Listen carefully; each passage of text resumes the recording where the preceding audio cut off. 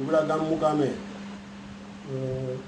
જે અમિત ખૂંટ નામની વ્યક્તિએ ગળે ફાંસો ખાઈને આપઘાત કરેલ એની વાડી ઉપર તે બાબતે હું મીડિયાના માધ્યમથી જણાવવા માગું છું કે એ બાબતે હું કે મારો પરિવાર એમાં ક્યાંય ઇન્વોલ્વ નથી કે મારા ત્રાસથી કે મારા પરિવારના ત્રાસથી કે મારા બાળકોના ત્રાસથી એને મજબૂરીથી આપઘાત કરવો પડ્યો એવી કોઈ વાત છે નહીં.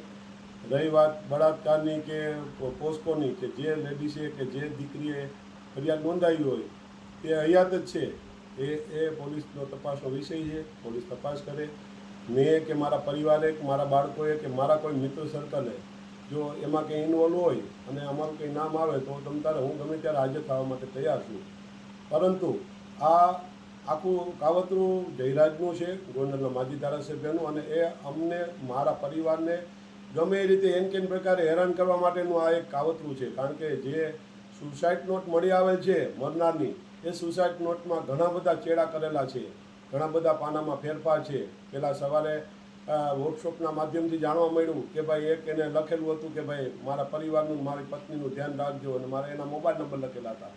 બાદમાં જ્યારે જયરાજ રીપડામાં એનું થયો હાજર અને જ્યારે એની વાડી પર ગયો ત્યારે એ બધા ભેગા મળી, ગોવિંદ સરપરિયા એ બધા ભેગા મળી અને ચર્ચા વિચારણા કરવામાં આવી અને પછી સુસાઇડ નોટ લખવામાં આવી. અને એ સુસાઇડ નોટમાં ચેકચાક કરી મારા દીકરા રાજદીપનું નામ ઇન્વોલ્વ કરવા માટે આ સ્પેશિયલ કાવતરું રચવામાં આવેલ છે, જે હું આ મીડિયાના મારફતે લોકોને જણાવવા માગું છું.